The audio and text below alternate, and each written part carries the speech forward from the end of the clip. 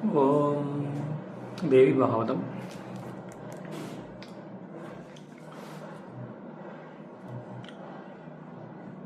முதல் சாப்டரில் 16வது சப்டிவிஷன். இதில் வழிகாட்டிய கதை.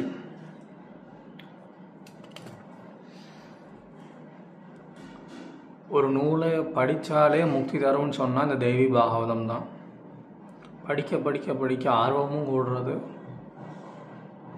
கேட்பவர்களுக்கு புண்ணியமும் கூடுறது, சொல்பவருக்கும் புண்ணியம் கூடுறது. ஸோ அப்பேற்பட்ட தெய்வீக தன்மையான அந்த தேவி பாகவதத்தை அந்த தேவியின் அருளால் நான் வாசிச்சிட்ருக்கேன். கேட்பவர்களுக்கும் நானும் உண்டாகட்டும். ஓம் தேவியே நமக. ஓம் கம் கணபதியே நமக. வியாசர் தன் மகன் சுகரை நோக்கி தொடர்ந்து கூறினார்.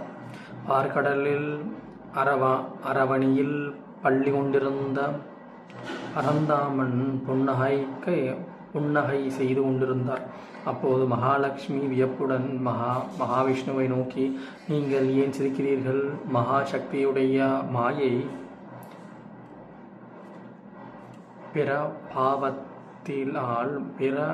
பாவத்தினால் இங்கே தோன்றி நிற்கும் தேவி என்று உணராமல் சிரிக்கிறீர்கள். இந்த பராசக்தி இந்த உலகம் லயமடைந்து மீண்டும் படைக்கப்படும் போதெல்லாம் வடிவமுடைய சகுனையாக அவதரிக்கிறார்கள். சகுனியாக ஆவிர்பவிக்கிறாள். நான் அவளது சகுனை என்னை சாத்வீக சக்தியின் அம்சம் என்பதை தெரிந்து கொள்ளுங்கள். உமது நாபிக் கமலத்தில் இருந்து பிரம்மதேவன் தோன்றப் போகின்றான். அவன் தவம் புரிந்து ஒப்பற்ற ராஜசக்தியை ஒரு வகை பூவுலகத்தை படைப்பான். அவன் தன் புத்தி கூர்மையால் ஐம்பூத சம்பந்தம் உடைய உருவங்களையும் இந்திரியங்களையும் மனம் முதலியவற்றையும் முன்வினைக்கு தக்கவாறு கூட்டி முடித்தலாகிய உற்பத்தியை செய்து வருவான்.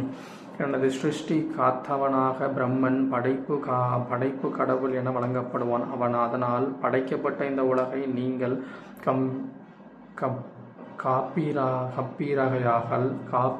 காப்பீராகையால் காக்கும் கடவுள் என பெயரப்படைவீர்கள். பிரம்மனின் புருவ நடுவிலிருந்து உக்கிரன் பொருந்திய ருத்ரன் தோன்றி கடுந்தவம் புரிந்து தாமர சக்தியுடையவராய் காப்பாற்ற காலத்தில் எல்லாவற்றையும் அளிப்பாராகையால் அவர் சம்ஹார மூர்த்தியாக திகழ்வார். உமக்கு சக்தியாக இருப்பவள் நான் தான். எப்போதுமே சாத்வீக சக்தியுடன் அருகில் இருப்பேன். உமது இதயமே நான் வாழும் இடம் என்றான். அதை கேட்டவுடன் மகாவிஷ்ணு புன்முறுவலுடன் லக்ஷ்மியை நோக்கி, தேவி, நான் முன்பொரு சமயம் நல்ல பொருள் அமைத்து பாதிச்சுலோகம் ஒன்றை கேட்டேன். அந்த சோகத்தை கூறியது யார்? அதை எனக்கு சொல்ல வேண்டும். பயனில்லாதவன் எப்படி எப்போது பார்த்தாலும் பணத்தை பற்றி சிந்தித்து கொண்டிருப்பானோ அதுபோலவே நானும் அந்த ஸ்லோகத்தை பற்றியே சிந்தித்து கொண்டிருந்தேன். மகாலட்சுமி புன்னகை புரிந்து அளவை கடந்த பிரோமையோடு அவரை நோக்கி கூறனானாள். நான் சொல்வதை கேளுங்கள். நீங்கள் கேட்பது பகவதியால் சொல்லப்படும் பாகவத சாரம் ஆகும். அதில் சந்தேகம் வேண்டாம். எனக்கு தேவியின் கிருபை மிகவும் இருந்ததனால் பாகவதத்தின் ரகசியாம்சத்தை கூறுகிறேன். இதுவே எல்லா சாஸ்திரங்களுக்கும் இரகசியமான அம்சம் என்றார். மகாவிஷ்ணு அப்போதிலிருந்து அந்த மந்திரத்தை அனுதினமும் ஜெபித்து வந்தார். சில காலம் சென்ற பிறகு விஷ்ணுவின் நாபிக் கமலத்திலிருந்து பிரம்மன் தோன்றி மது கைடபருடைய பீதியினால் விஷ்ணுவை சரணடைந்தார். விஷ்ணு அவ்வசுரர்களை அழித்துவிட்டு மீண்டும் பாகவத சார மந்திரமான அந்த பாதி ஸ்லோகத்தை ஜெபித்து கொண்டிருந்தார். அதை கேட்ட பிரம்மதேவர் மகாவிஷ்ணுவை நோக்கி, நீங்கள் என்ன ஜெபிக்கிறீர்கள்? உங்களை விட ஒரு மேலான தெய்வம் இருக்கிறதா? நீங்கள் ஜெபித்ததை பார்த்தால் அப்படி ஒரு தெய்வம் இருப்பதாக வல்லவோ தெரிகிறது. அது என்ன தெய்வம் என்று கேட்டாள். ஆம், அப்படி ஒரு தெய்வம் இருக்கிறது. நீயும் நானும் நமது தொழில்களை செய்வதற்கு சக்தி ஒன்று இருக்கின்றதல்லவா? அத்தகைய சிவசக்தி சொரூபமாக விளங்கும் அம்பிகையை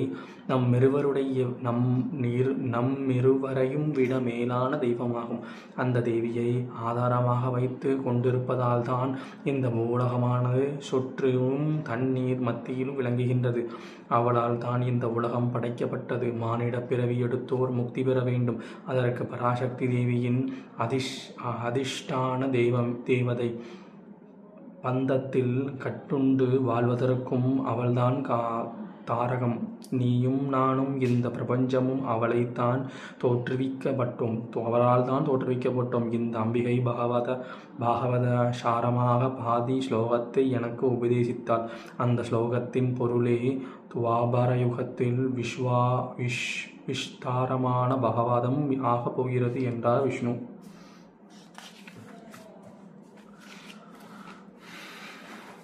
பிறகு அவர் பிரம்மதேவருக்கு இந்த பாதி ஸ்லோகத்தை உபதேசித்தார். பிரம்மன் தன் மகன் நாரதனுக்கு உபதேசித்தார். அவர் என்னிடம் கருணை வைத்து அதை எனக்கு உபதேசித்தார். அவரது கிருபையால் துவாபர யுகத்தில் அந்த பாதி ஸ்லோகத்தின் பொருளை 12 ஸ்கந்தமாக செய்தேன். அதை நீ என்னிடம் உபதேசம் பெற்று படிப்பாயாக. அது தேவியின் லீலா வினோத சரித்திரத்தை கூறுவது. புராணங்களில் சிறந்தது. தரும நூல்களுக்கு ஒப்பானது. தத்துவ நுட்பங்கள் நிறைந்தது. பிரம்ம வித்தைக்கும் அதிகாரணமானது. சம்சார கடலை கடப்பதற்கு உதவியானது. 11,000 ஸ்லோகங்கள் கொண்டது. அஞ்ஞானம் இருளை போக்கி ஞானம் என்னும் ஊரிய ஒளி வீச்சு செய்வது. சுகத்தையும் செல்வத்தையும் ஆயுள் விருத்தியையும் அளிக்க வல்லது.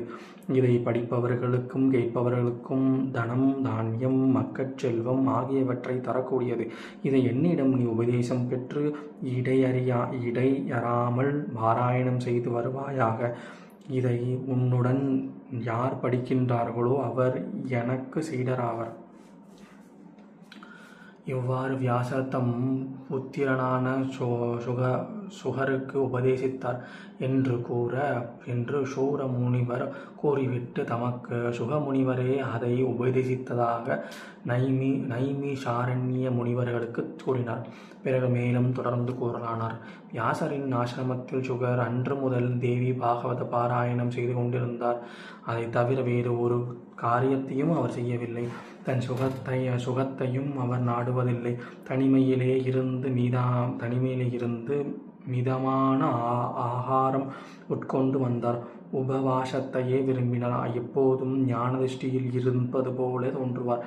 தமக்கு வேண்டுமே என்று ஒன்றையும் விரும்ப மாட்டார். எப்போதும் சிந்தித்து கொண்டு இருப்பார். அதை கண்ட வியாசர் கனிவுடன் சுகரை நோக்கி, மகனே, நீ ஏன் கடன்காரனால் மீட்கப்பட்டவனைப் போல சதா கவலையோடு ஏக்கத்தோடு சிந்தனையோடு காணப்படுகிறாய்? நான் இருக்கும்போது உனக்கு ஏன் இந்த கவலை? இனி துக்கப்படுவதை நிறுத்தி உன் விருப்பம் போல சுகங்களை அனுபவி. ஞான நூல்கள் ஞான விதிப்படி அனுஷ்டித்து பார். என்னுடைய உபதேசத்தால் உனக்கு மன அமைதி ஏற்படவில்லையா என்றால், ஞான மகாராஜன் ஆட்சி செய்யும் மிதுலை நகருக்கு சென்று அவரை கண்டு அவருடைய சிலகாலம் பழகி வந்தால் அவர் உன்னுடைய அஞ்ஞானத்தை போக்குவார். அவர் தர்மசீலர், சத்தியசீலர், புலன்களை வென்றவர். அவரை யாவரும் விதேகர் என்று குறிப்பிடுவார்கள். அவரை யாவரும் விதேகர் என்று குறிப்பிடுவார்கள். அத்தகைய மகாத்மாவான ஜனகரிடம் நீ சென்று உன் சந்தேகத்தை எல்லாம் தெரிவித்துக்கொள். அவர் ஜீவன் முக்தி நிலையில் இருப்பவர், தெளிவான பிரம்ம ஞானி, ராஜரிஷி, யோகி, மிகவும் சாந்த குணம் வாய்ந்தவர் என்றார். சுகர் தம் தந்தையை நோக்கி, பிதாவே, நீங்கள் கூறிய ஜனக மகாராஜா அதிசயமான ஓர் ஆடம்பரக்காரர் போல தெரிகிறது. நீங்கள் அவரை ஜீவன் முக்தர் என்றும் விதேகர் என்றும் தர்ம சாஸ்திர நிபுணர் என்றும் சொல்லுகிறீர்கள். அது மலடியின் மைந்தன் என்று கதை சொல்வது போல அதிசயமாக தோன்றுகிறது. அவர் ராஜ்யத்தை ஆள்கின்றார். அப்படி இருக்கும்போது அவர் விதேகர் என்று எவ்வாறு கூறுகிறீர்கள்? நான் அந்த அதிசய சக்கரவர்த்தியை பார்த்து வர விரும்புகிறேன். சம்சாரத்தில் ஈடுபட ஒருவன் தாமரை இலையில் இருந்து தண்ணீரை போல எப்படியும் ஓடாமல் இருக்க முடியும்? இது எனக்கு சந்தேகத்தை கிளப்புகிறது. பிதாவே, மோட்சம் என்பது என்ன? அனுபவமிக்காமலேயே இருப்பது எப்படி? தாய், மகன், மனைவி, உடன் பிறந்தோர், வேசி இவர்களில் பேதாபேசம் எப்படி தோன்றாமல் இருக்க முடியும்? அப்படி தோன்றாமல் ஜீவன் முக்தி நிலை என்பதன் தன்மை என்ன? இனிப்பு, கசப்பு, காரம், புளிப்பு, உவர்ப்பு என்னும் ஐவகை சுவைகள் நாக்கு அறியுமானால் அது போகத்தை அனுபவிக்கிறதாகிறது. குளிர்ச்சி, உஷ்ணம், சுகம், துக்கம் இவை எப்போதும் தோன்றாமலிருக்கும். சோரனையும் தவ முனிவரையும் எப்படி சமமாக பாவிப்பது அறிய முடியும்? சமமான புத்தி அடைந்தவனல்லவோ ஜீவன் முக்தனாவான். நாடாளும் அரசன் யாராவது ஒருவன் ஜீவன் முக்தனாக இருப்பது என்று இதுவரை நான் கேள்விப்பட்டதே இல்லை. அதிலும் கிரகஸ்தாசிரமத்தில் இருந்தவாறே ஒருவன் ஜீவன் முக்தனாவான் என்ற விஷயம் மேலும் எனக்கு சந்தேகத்தையே கிளப்புகிறது. ஆனால் அரசனாக இருக்கும் ஒருவன் ஜீவன் முக்தனாக இருக்கின்றான் என்று நீங்கள் சொல்லுவதால் என் சந்தேகத்தை தெளிவித்துக் கொள்வதற்காக இப்போதே ஜனக மகாராஜா மிதிலை நகருக்கு செல்கிறேன் என்றார். ஓம் சாந்தி சாந்தி சாந்தி. ஹரி ஓம்.